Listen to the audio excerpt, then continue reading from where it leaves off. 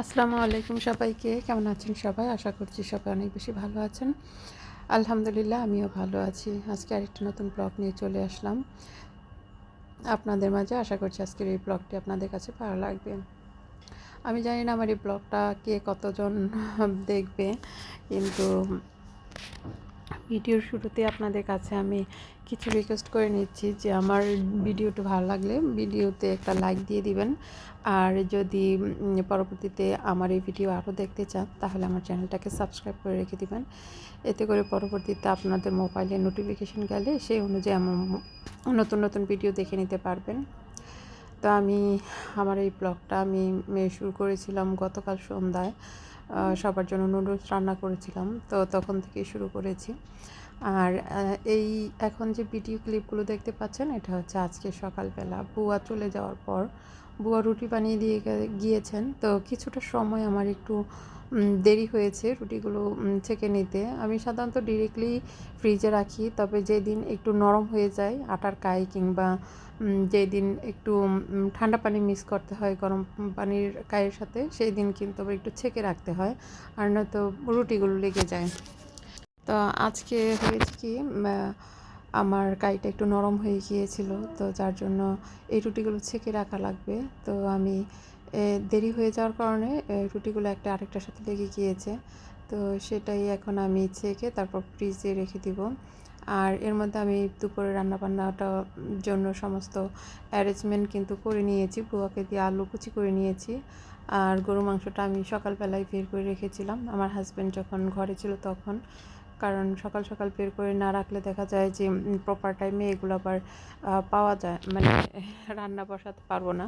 তো এখানে আমি আলু কুচি করে আলু ভাজি করে নিয়েছি আজকে।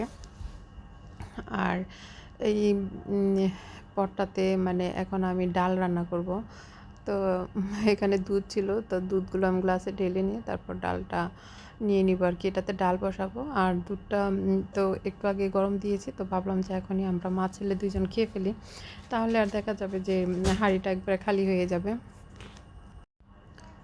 তো এখানে আমি ডালটাকে ধুয়ে নিয়ে এসেছি রান্না করার জন্য। তো এখানে যাবতীয় মশলা দিয়ে দিব যেগুলো প্রয়োজন বা ডালে যেগুলো আমি দিই।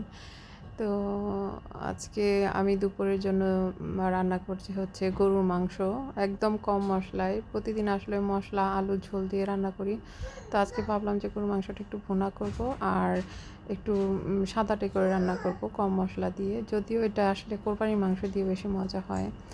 তো আমি এই মাংসটা দিয়ে করে নিচ্ছি, কারণ প্রতিদিন একই রকম গরুর মাংস খেতে ইচ্ছে হচ্ছিল না। আর এখানে ডালটাও বসিয়ে দিয়েছি আর আলু ভাজি করে নিব। আর গতকালকে বরবটির ভর্তা যে আছে ওটা বের করে নিব। তো এগুলোই হচ্ছে আজকে আমাদের দুপুরে রান্নাবান্না চলবে। আর রিজওয়ান এখানে একা একা খেলছিল, ওর জন্য খুব খারাপ লাগছে। আজকে স্কুলেও যাচ্ছি না আমি। তো একা একা খেললে দেখা যায় চুপচাপ থাকে, তো তখন মনে হয় যে ছেলেটা মনে হয় কেমন যেন একটা ফেসটা দেখলেই মায়া মায়া হয় আর কি। তো আমি ভাবলাম যে ওকে নিয়ে আমি একটু করমজা নিয়ে আসি, আমি এটা ডালে দিব। আপনারা কেউ ডালে করমজা দিয়ে খান কিনা জানি না। আমার আব্বু ওকে দেখতাম যে খুব পছন্দ করতো, তো সেখান থেকেই দেখা এবং শেখা।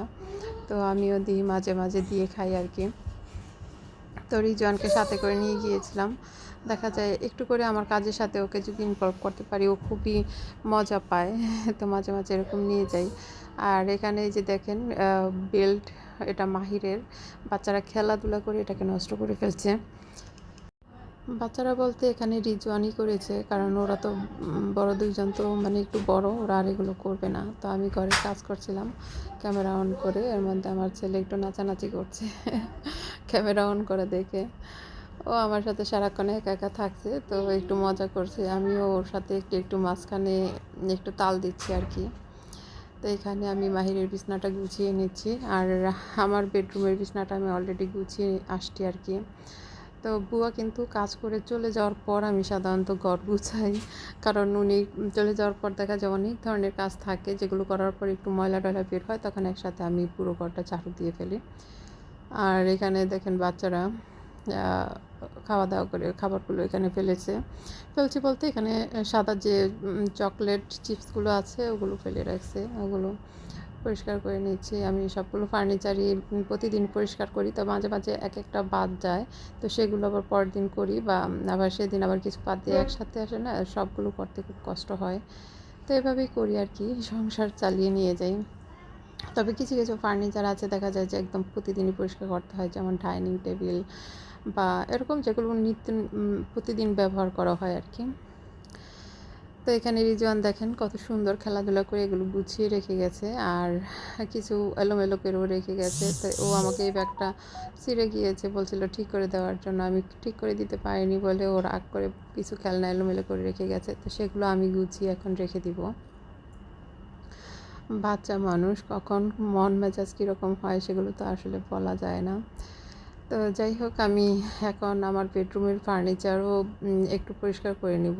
তো তার আগে বিছানায় কিছু দুই একটা কাপড় জমা পড়ে আছে, তো ভাবলাম যে এগুলো একটু গুছিয়ে তারপর ফার্নিচারগুলো মুছবো।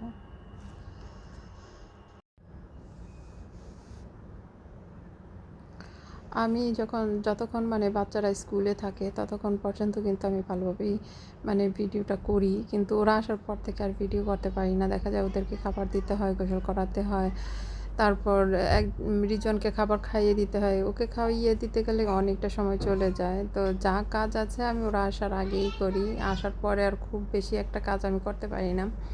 তারপরে এগুলো করে করে আমার টায়ার্ড হয়ে যায়, কিছুক্ষণ শুয়ে রেস্ট নিই, তখন মানে ভিডিও করার মতো আর কোনো মন মানসিকতাই থাকে না।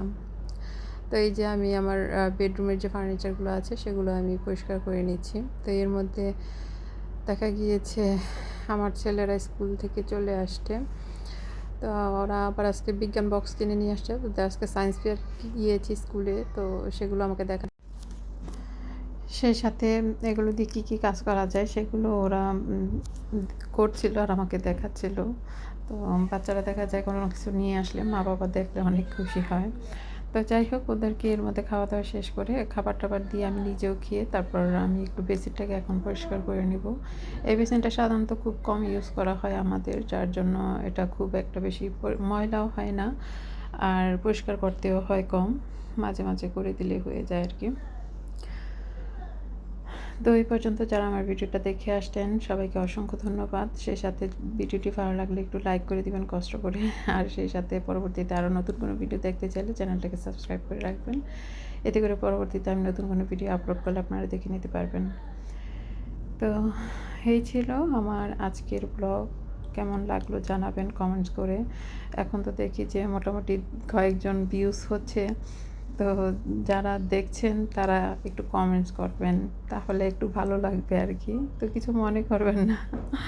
তো যাই হোক, এই ছিল আমার আজকের ব্লগ। সবাই ভালো থাকবেন। আল্লাহ হাফেজ সবাইকে। আসসালামু আলাইকুম।